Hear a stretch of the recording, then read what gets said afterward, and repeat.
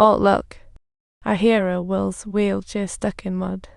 Louis asks tourists for help who hates looking such a mess. At the racetrack, Louis is as thrilled as a kid, while Will looks resigned, having seen it before like a pro.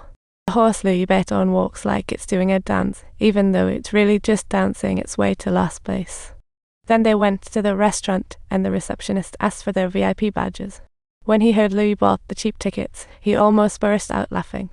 Standing in front of the snack stall, Louis is fussing and clamoring like a child, insisting on taking Will to enjoy some delicious food, to the point that the receptionist even wants to give them an Oscar bento as a gift.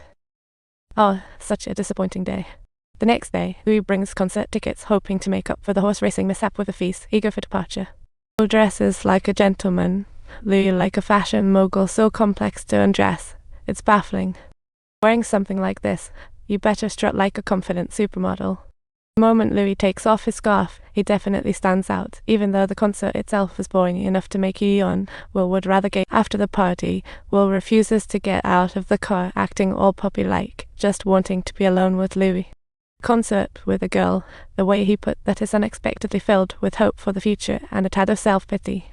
He no longer wants to return to that dull, lifeless cage.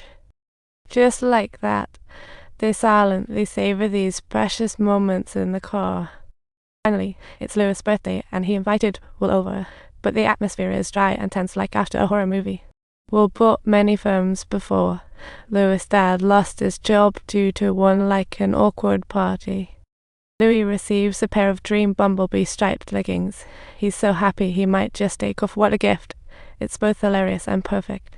Still daydreaming about his future plans, but then gets interrupted by a wedding invite. So best buddy to wed ex sparks Louis' interest and offer he can't refuse.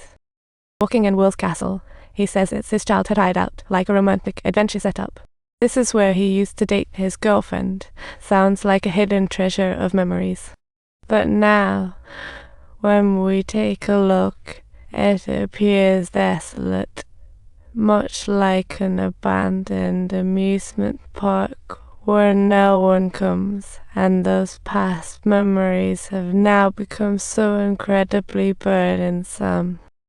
Will vividly recalls each moment. Closing his eyes, he still sees the vibrant youth as a director selects top scenes. He doesn't want that beautiful scene to turn into a taxi refusing him because of his disability, or being treated like a pet in a coffee shop. As long as he doesn't revisit, those good times will never change. Let me tell you, where are we going? What, the Alaska wedding? Really, will you come with me? It's as exciting as picking out the perfect hoodie for a weekend out. If you want, he'll come with you. Will secretly hopes Louis will go with him. On the way home, Louis' mom is dolled up as she's out on a date with Dad. It's like a family reunion. Dad landed a job restoring a castle and gets a new car to boot. Sounds too lucky. It's like hitting the jackpot. Mentioning the castle gives Louis a clue that it's Will helping behind the scenes. Haha, what a thoughtful buddy. What does this mean? It means one day you can follow your heart. Worry-free golden wisdom. Will hopes Louis pursues his dreams, not compromising for family. What a pep talk. Like catching a good wave. Soon it was time for the ex-girlfriend's wedding. Before heading out, Will secretly meets with a gentleman, and Louis' curiosity is illuminated like a spotlight. Louis searches for the guy's name, and it turns out he's a Will management expert. What an unexpected surprise.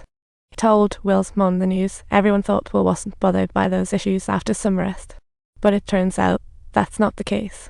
Soon, they arrive at the wedding, and Will fights back tears like a dramatic act. Watching his ex marry someone else, even the best guy wouldn't take it lightly. Looking back at Will when he was always surrounded by people, and now it's just Louis. His ex is no longer the crowd pleaser of yore. Only a woman who's been married 8 times sees potential in him. The groom seems unreliable. Only Will looks trustworthy. Talk about a stark contrast, and Louis agrees. To entertain her guests, the ex pretends to be friendly, approaching Will, only to awkwardly forget what gift he gave her. Louis, drunk, sits in Will's lap to spark explosive gossip. What a wedding planner. Amid the crowd, they dance gracefully. reveling in the ultimate joy of the night, as if time itself stood still. Will finds that feeling from before, speeding down the road with Louis while driving. It's the ultimate thrill. Meanwhile, Louis believes this moment can pull Will back from the abyss. However, that night's revelry relapses Will's pneumonia, but he's rushed to hospital in time and no big trouble. This sparks fear in Louis. He asks Nathan if he should cancel the trip. Time for some serious reflection. You knew Will would go for assisted suicide, right? Nathan just smiled mysteriously. No denial. He often stays here overnight, always hearing Will's laughter and cheers. He imagines him still being that passionate young man in his dreams. But when he opens his eyes, he's back in absolute silence. This powerlessness is incomprehensible to most, and perhaps no one has the right to judge Will's choices. The prerequisite is he truly wants to live. Can the trip really change everything? Nathan is willing to take care of Will until the trip is over, making sure he feels taken care of. A few days later, they board Will's private plane, just days away from assisted living. Louis knows this is their last chance, feeling nervous enough to choke.